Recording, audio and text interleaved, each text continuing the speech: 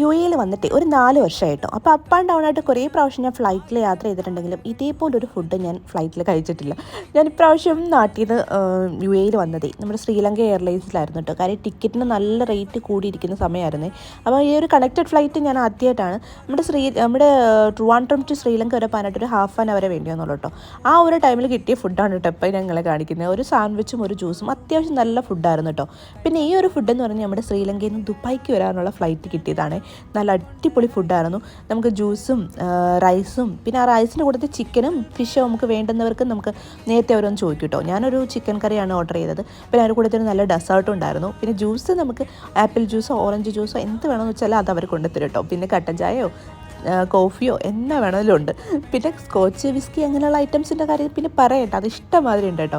പിന്നെ ഒരേ ഒരു പ്രശ്നം മാത്രമേ ഉണ്ടായിരുന്നുള്ളൂ. കാര്യം ഞാനൊരു ശ്രീലങ്കയിൽ ഒരു 8 hours വെയിറ്റ് ചെയ്യേണ്ടി വന്നു. എന്നാലും കുഴപ്പമില്ല, നല്ല അടിപൊളി